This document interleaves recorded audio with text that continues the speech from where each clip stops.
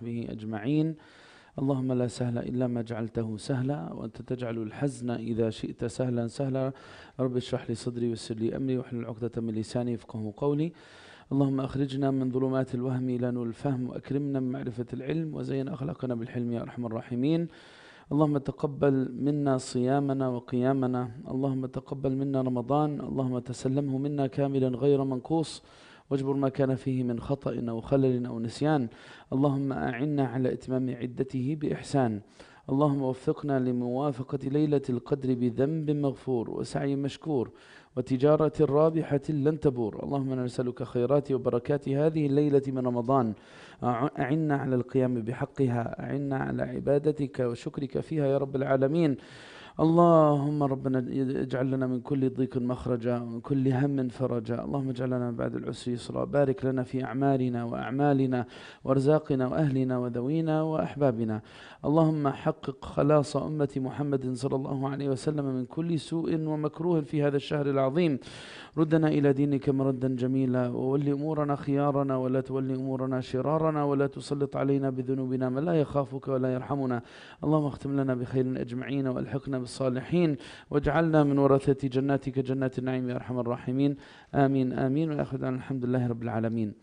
أما بعد, the hadith for today from the 40 Nawawi hadiths is one that is very famous. We teach it to our children because it is a beautiful model of how the Prophet ﷺ raised leaders.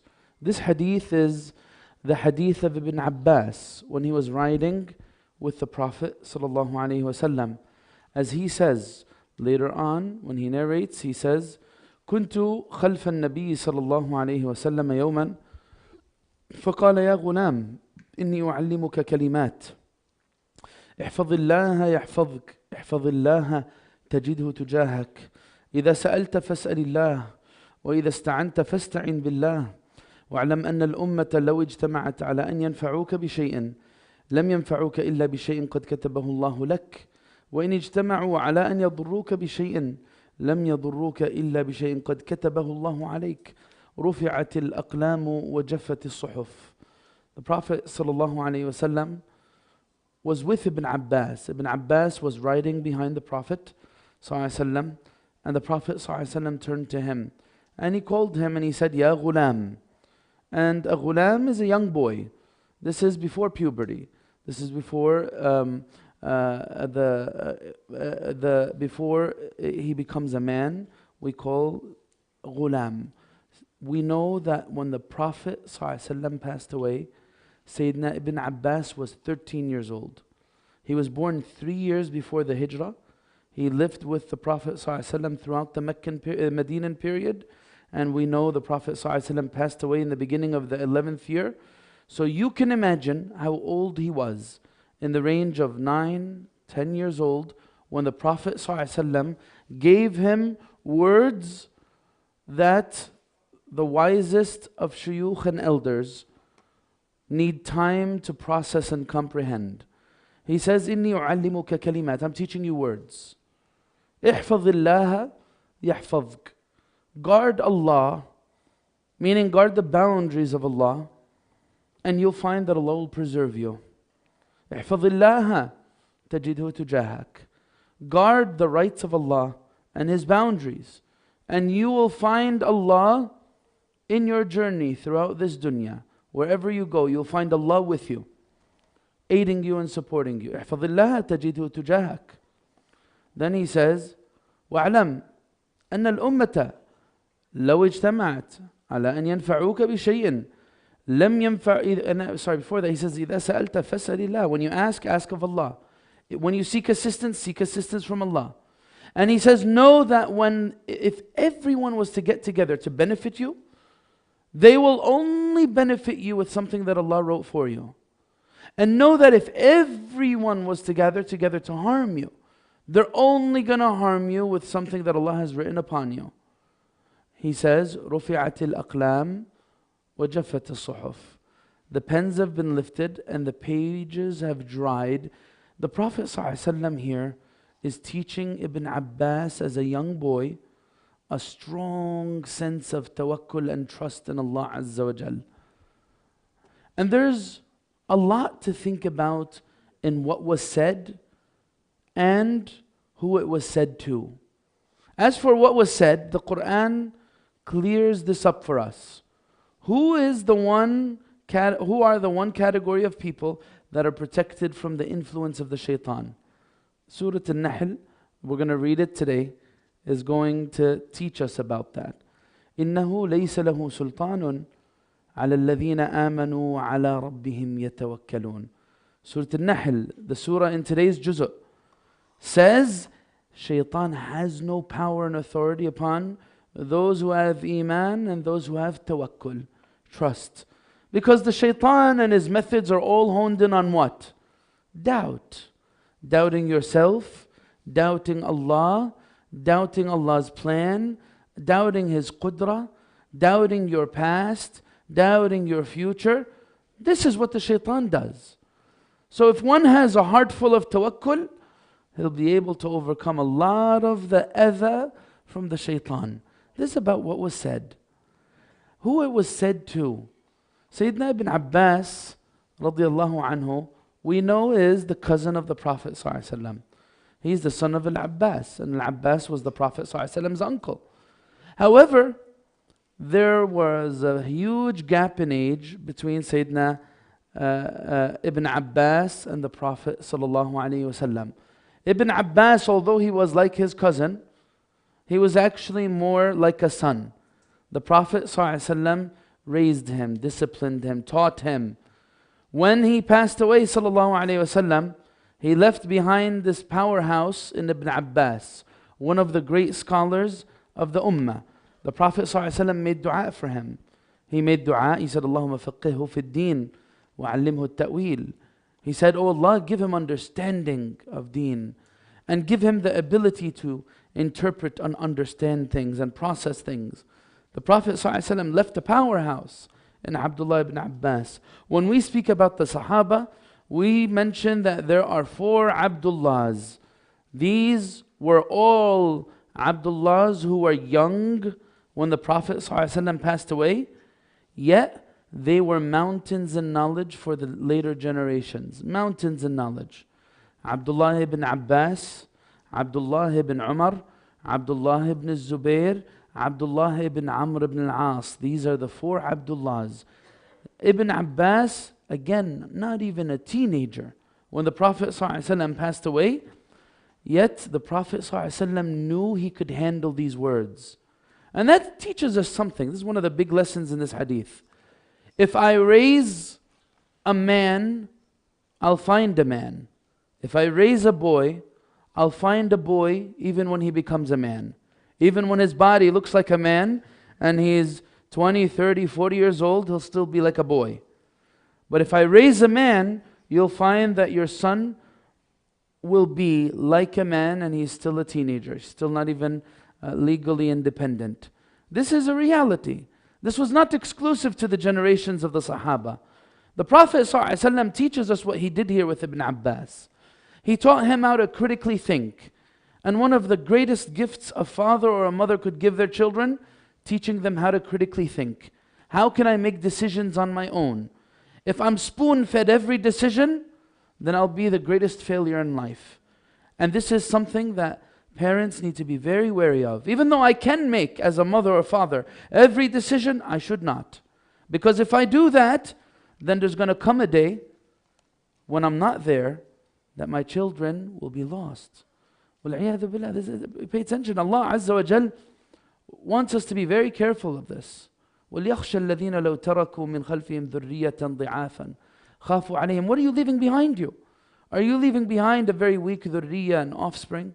Or are you leaving behind a generation of believers that could carry on after you're gone? This is what Ibn Abbas and the Prophet ﷺ teach us through this interaction. Now, Sayyidina Ibn Abbas was a very young man when the Prophet ﷺ told him these words. That's true. But we know that the words in the Prophet ﷺ's message to him were words that can help protect from all of the problems of life. احفظ الله يحفظك. Guard Allah's boundaries. Don't think you'll be in vain if you do that. Guard the rights of Allah, make that your priority, then you're not going to lose. If you guard the rights of Allah, then even when you think you're at a disadvantage in dunya, you will not be at a disadvantage. The Prophet ﷺ is teaching him here to be a carrier of a message. A carrier of a message. I need Allah. I depend on Allah. Allah is with me. And when I ask, I'm going to ask Allah first and foremost. That is what Iman is built on. That is the core of Iman. And we mentioned this story in the beginning of the month that you might remember. And that is one of our righteous Salaf. His name was Sahil ibn Abdullah al-Tasturi.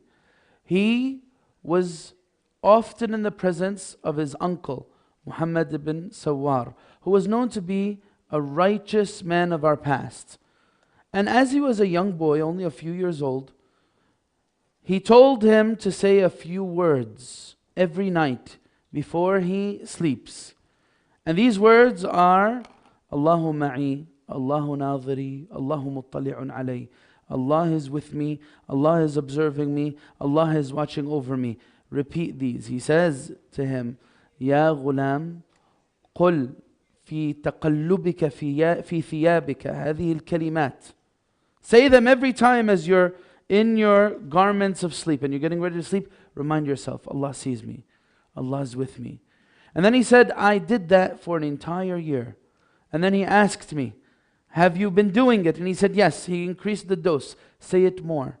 And he said, if you do this, then you'll find that a special sweetness in your heart for reminding yourself that Allah is with you. And he said, فَقَدْ نَفَعَنِ اللَّهُ عَزَّ وَجَلَّ بِهَذِهِ الْكَلِمَاتِ وَمَا زِلْتُ عَلَيْهَا مُنذُ أَنْ عَلَّمَنِيهَا. I've continued these Sawi words for the rest of my life. This is what the Prophet ﷺ, this is what our righteous Salaf taught the generations to ingrain Iman within the heart. There's so much in the hadith of Ibn Abbas, and I ask Allah Azza wa Jal to make us of those who benefit from it. Allahu ma'i, Allahu nadhiri, Allahu muttali'un alay. The three words that he was taught was Allah is with me, Allah is observing over me, Allah is watching me. Allah is watching me. Allahu ma'i, Allahu nadhiri, Allahu muttali'un alay. I ask Allah Azza wa Jal to make us of those who raise our children to be carriers of Iman for generations to come. Allahumma ameen. Jazakumullah khair. Assalamu alaikum wa rahmatullah.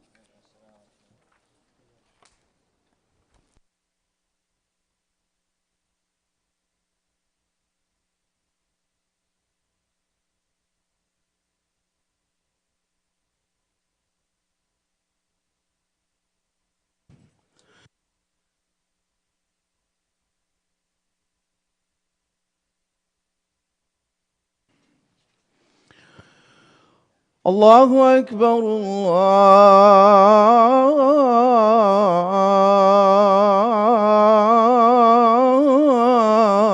الله أكبر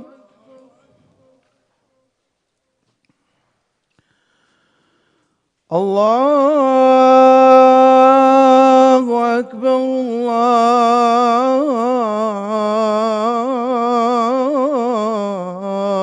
الله أكبر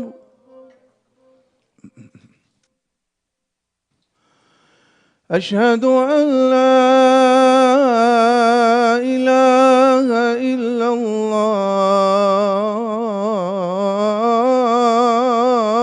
الله أشهد أن لا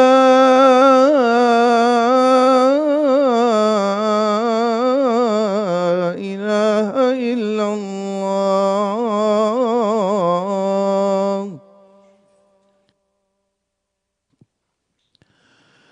أشهد أن محمدًا رسول الله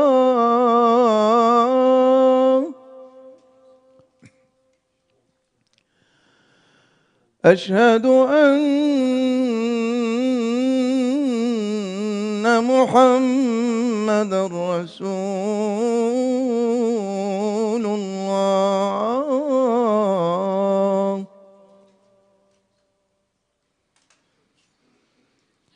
حي على الصلاة.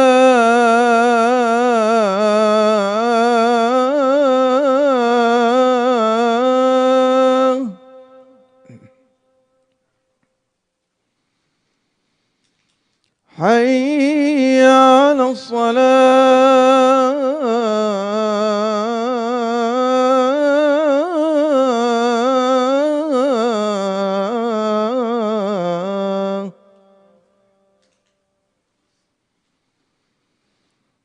حي على الفلاح.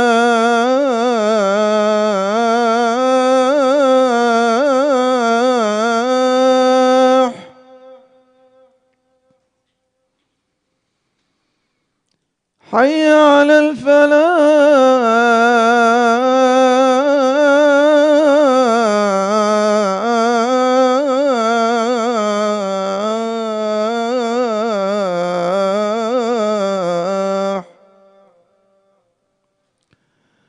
الله أكبر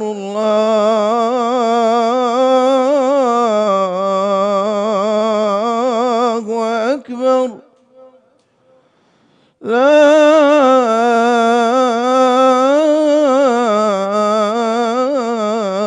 إله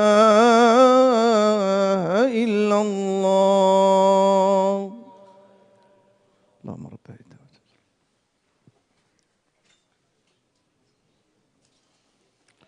الله أكبر الله أكبر. وأشهد أن لا إله إلا الله. أشهد أن محمدا رسول الله. حي على الصلاة. حي على الفلاح. قد قامت الصلاة قد قامت الصلاة. الله أكبر الله أكبر. لا إله إلا الله.